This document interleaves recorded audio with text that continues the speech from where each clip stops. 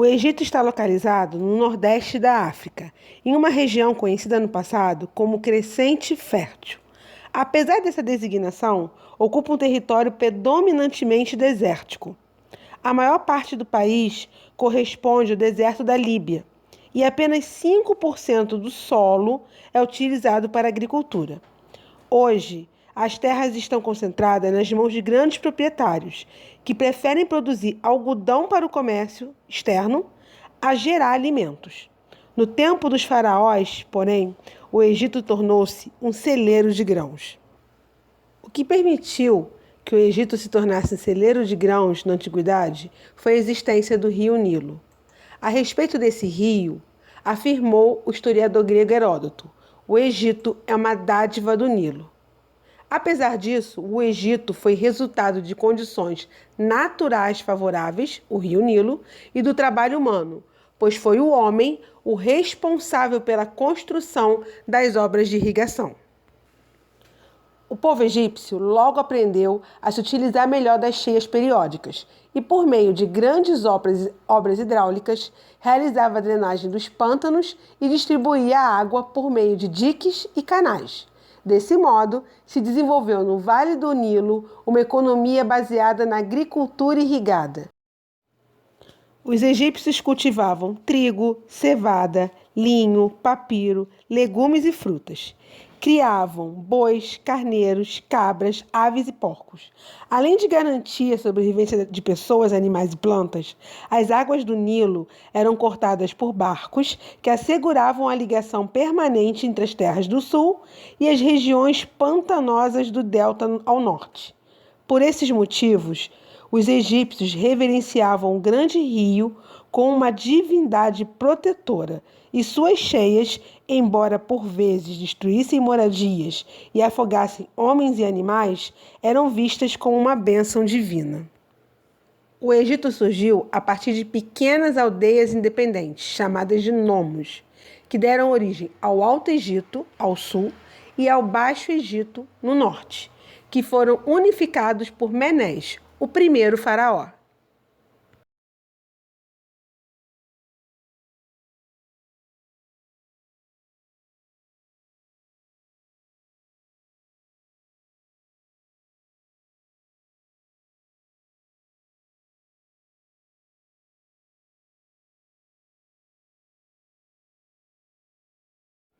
Acabamos de ver que Menés foi o primeiro faraó.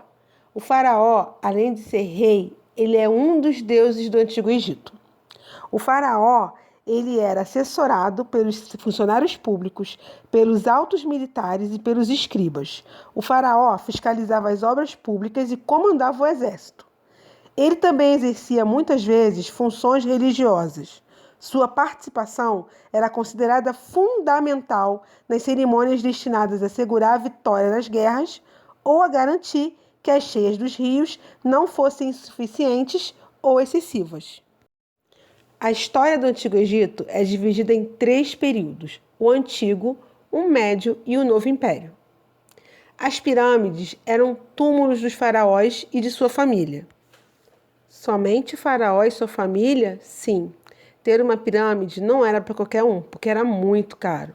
Para os egiptólogos, os estudiosos do Antigo Egito, as pirâmides não foram construídas por escravos, mas por trabalhadores que recebiam um pagamento diferente dos salários dos trabalhadores atuais. Cada pirâmide demandava enormes quantidades de trabalhadores na produção e no deslocamento de blocos de pedra, que pesavam mais de 1 tonelada. O tempo para a construção das pirâmides era longo. Às vezes, uma pirâmide começava a ser construída por um faraó e ele acabava falecendo antes do término da construção. A morte e o ritual de passagem eram extremamente importantes para os egípcios. A vida seria eterna e não a morte. A morte seria uma passagem para o retorno da vida. Os túmulos eram importantes para a civilização egípcia, pois eles representavam a moradia da vida eterna. Quando ocorria a morte de algum faraó, todos os seus empregados, sacerdotes, escribas e animais eram sacrificados e colocados nas pirâmides juntamente com o corpo do faraó. Além disso, todos os objetos valiosos, joias e ornamentos eram colocados na pirâmide. Isso era feito para que o faraó encontrasse todos os seus empregados, sacerdotes, animais e riquezas quando voltasse à vida. Geralmente, os túmulos dos faraós eram de difícil acesso, para evitar roubos e saques. Em suma, as pirâmides eram enormes túmulos que ostentavam o poder dos faraós.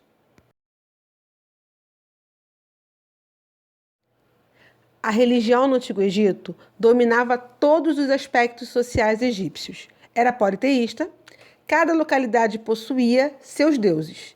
A unidade política egípcia organizou em um só conjunto todos os grandes deuses que a sociedade deveria cultuar. Aí na imagem podemos ver alguns dos deuses do panteão egípcio: Osíris, Ísis, Horus, Ra, Anubis e muitos outros. Osíris era o deus mais popular, pois simbolizava o próprio Nilo e seu nome estava ligado a uma lenda que conta que seu irmão, Sete, o assassinou e o cortou em pedaços.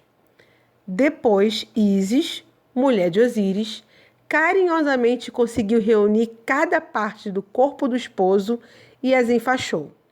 Assim, Osíris voltou à vida, mas foi afastado do mundo terreno e passou a habitar a morada dos deuses, onde os mortos eram julgados de acordo com a vida que levavam na terra.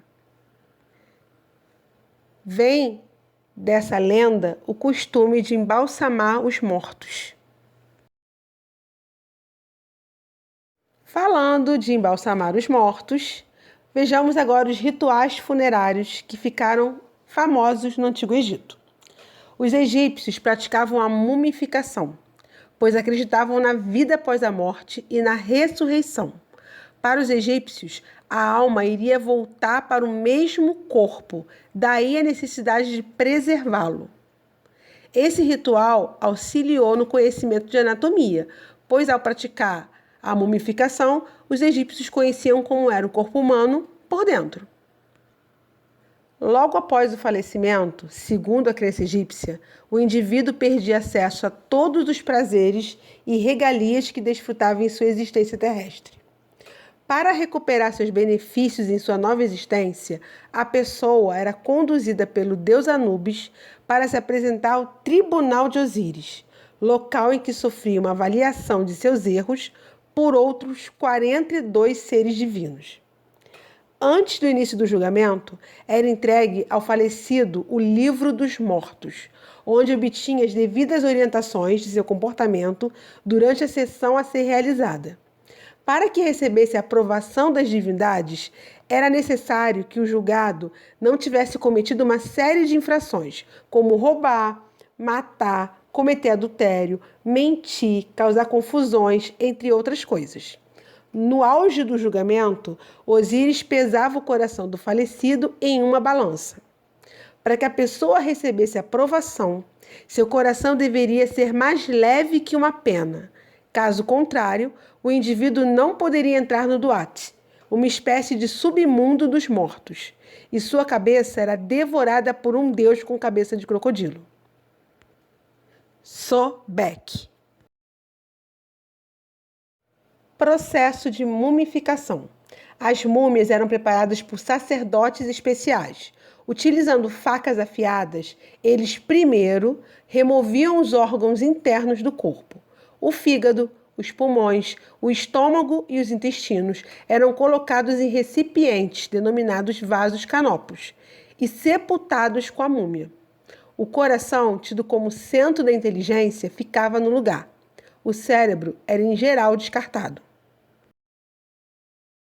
A escrita egípcia era hieroglífica. A descoberta da pedra de Roseta foi o que permitiu o conhecimento dessa escrita. A pedra de Roseta foi decifrada pelo francês Jean-François Champollion em 1822. A partir dessa descoberta, outros documentos egípcios puderam ser lidos e a história dessa importante civilização passou a ser conhecida e admirada. Sociedade egípcia. A sociedade egípcia era marcada por uma rígida divisão social. Na base dessa sociedade estavam os camponeses e escravos, e no topo, sacerdotes, soldados, escribas, funcionários públicos e o faraó. Artesãos e comerciantes compunham as camadas médias da sociedade egípcia. O escriba era o escrivão profissional. Ele estava entre os poucos que sabiam ler, escrever e contar.